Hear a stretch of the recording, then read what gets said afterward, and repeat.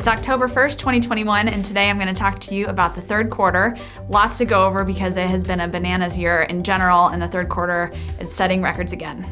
So in the third quarter, which as you know is July 1st to September 30th, we have had 164 sales for $177 million in sales volume. And when I say sales volume, that means just the sales price of all the properties that sold combined.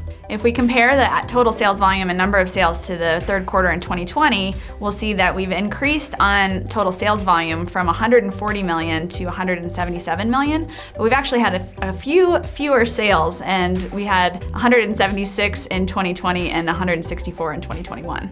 Now what's really crazy is if we go back to the pre-pandemic 2019 third quarter, where we saw only 90 sales and 62 million in sales volume. And then let's also talk about the average sales price that has increased from 2019. So we saw an average sales price of $689,000 in 2019, $796,000 in 2020, and $1,080,000 in 2021. So the sales prices are clearly increasing. Part of that is due to the lack of inventory, causing a lot of multiple offers and raising prices. So now I'm just gonna quickly go over the year-to-date numbers, which this is where it gets a little bit crazy, because year-to-date we've had 513 sales for 467 million in total sales volume, where last year we had 280 sales for 213 million in sales volume.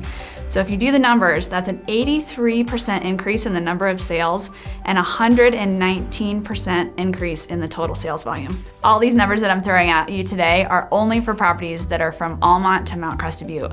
I'm not even counting any of the sales in Gunnison, so we are just above and beyond, blowing all of the years in my whole career out of the water, and it's been exciting.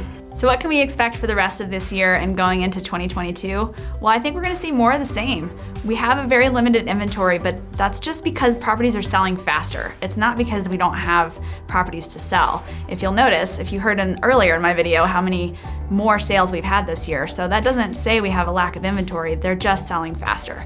We're gonna see more and more of this as we head into December and early into 2022, especially if interest rates continue to stay low. I just threw a lot of data at you and a lot of numbers, so give me a call or send me an email if you have any questions.